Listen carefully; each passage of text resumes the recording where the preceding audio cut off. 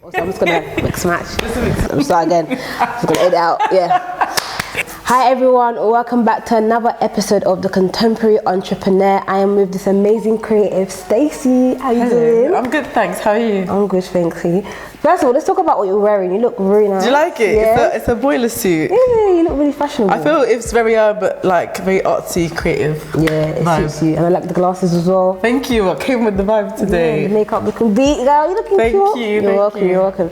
So tell us a little bit about yourself and what you do.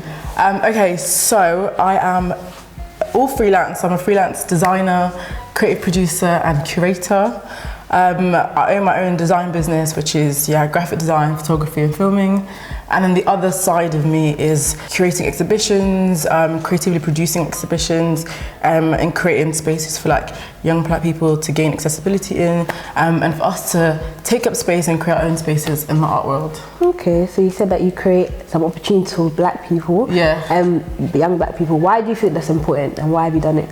I think there's not enough representation for us, especially in the creative industry. So I studied graphic design. Okay. And even in graphic design, not once did I have like a Black lecturer. The class was like, there's 5 Black students out of 90. Wow. Yeah, so can you imagine? Yeah, just going through that, like when you're talking about your work, nobody understands. When you're talking to your tutors, they don't really understand. There's that like loss of direction. And that's when I first started to think, okay, no, like, there needs to be this sort of space of how can we get into here? How can we create our own spaces? How can we put ourselves at this level to be able to educate, to show representation, and just have that accessibility that's like the same as everybody else. Okay, and how's that response been so far that you've started it?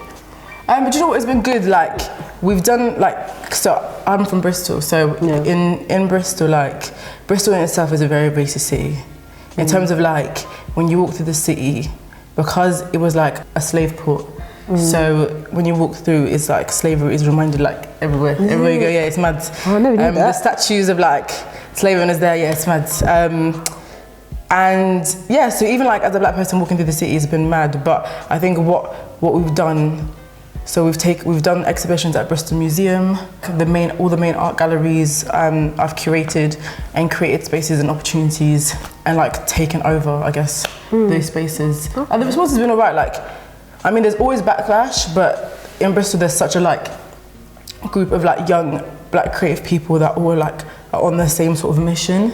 So it's like there's something in the end. It's like there's this force to be like reckoned with. Yeah. And you guys like stick together. Yeah, and then all these institutions and organisations are sort of like, oh my God, no, like these young people are actually saying stuff. Like they actually have a voice. Like we need to pay attention. So it's working to an extent. Okay, that's good. Let's talk about graphic design and design. And Maca Designs, right? And Maca, you remember? Yeah, I remember. We actually met like 2 weeks ago. We met at what did you meet at? BBE. So like a all Black exhibition where Black businesses came together and were sharing their business. And your story stood out to me. Came up to me. I was saying the pictures were really good. Thank you. So you studied graphic design at uni, right?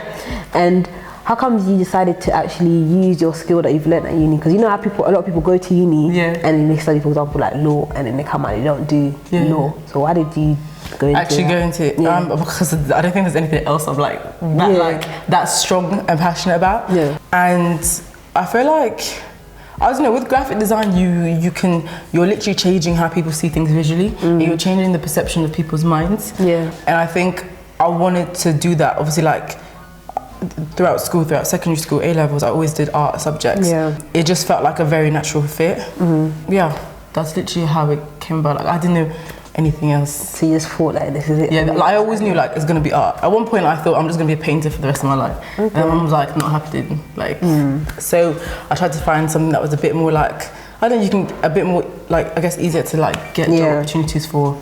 And just happened to be that's cool. Graphics. So you've worked alongside someone, one of the founders from GUAP magazine, haven't you? Yeah. Okay, and then what was the opportunity and like what did you do? Like, so I was working. So last year I got a job at the university that I used to go to on the same course.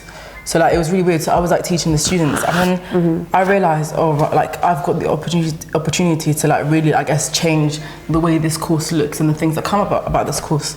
So whilst I was there, I had this idea to create a platform called Agents of Change, which was all about having like young emerging creatives and underrepresented creatives, like giving them a platform to talk about their creative work. And the key thing about it was like, they're not going to be asked to talk about their blackness or their identity, because we're asked so much to talk about it and to talk about our trauma and all of that stuff, but rather just let them be their best creative self.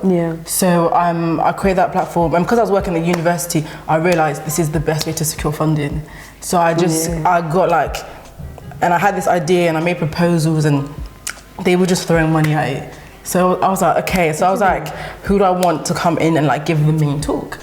I messaged Bonita, who directed me. Actually, me and Bonita were in contact because GUAP wrote an article about me last year. So we were in contact, and then I asked about Julia coming in, and he was like really up for it, and it was good because I was able to pay him like good decent money because we had money, and he came to Bristol, and then he was like, oh my goodness, there's better talent in Bristol. He's like, I didn't realize, like, no, everyone forgets about us, but like, he's like, I didn't even realize there's this many black people in Bristol, like, because there was just so many of us at the event. And then now with Agents of Change, we had that first event. I was able to give a masterclass for Black History Month at the uni, and now just secured some more funding and like a reward prize thing.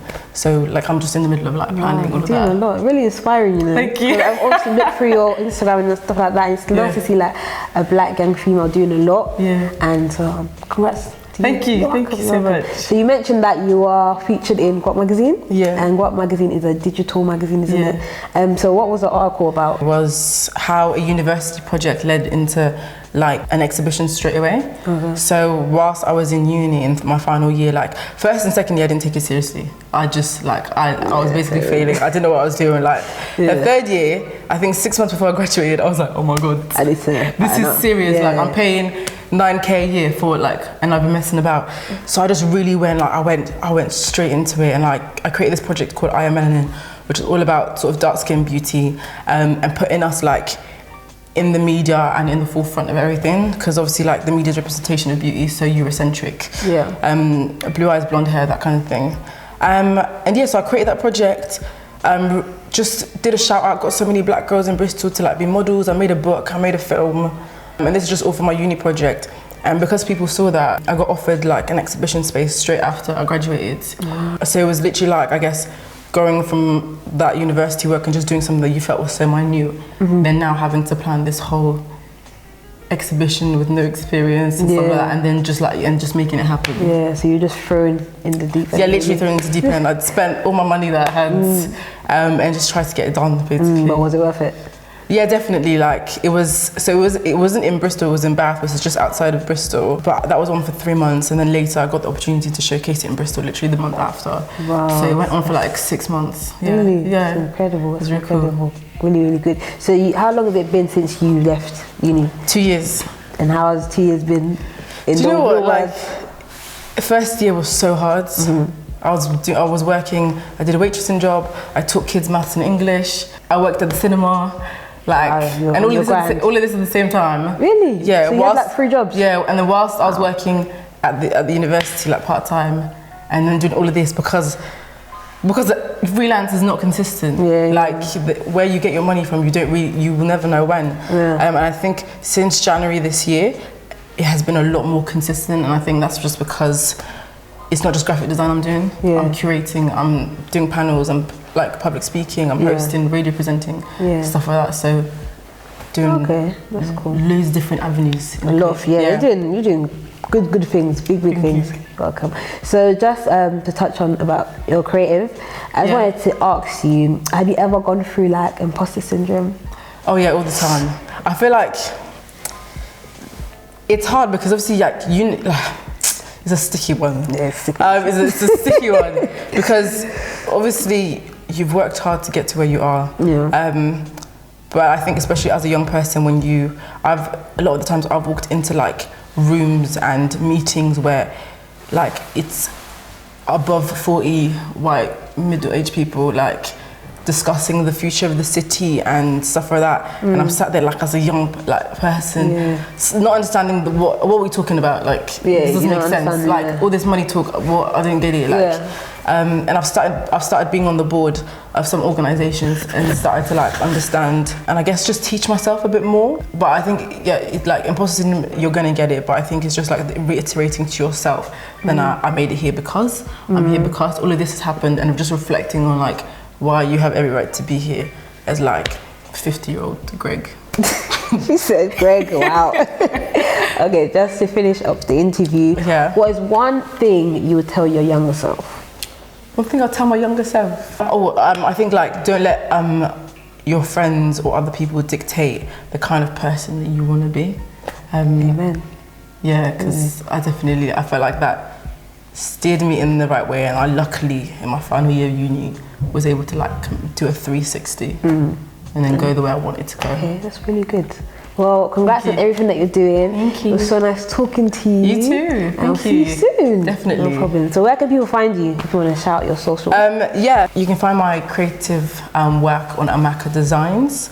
And then I've got an Instagram, and I'm guessing we're gonna put we're gonna put everything. Because it's a long term. Yeah, we're gonna put everything down below. But guys, make sure you follow her and check out her work. She's very, very talented, and we're gonna lie to you. But yeah, thank you so much for watching, and see you soon. Bye. Bye.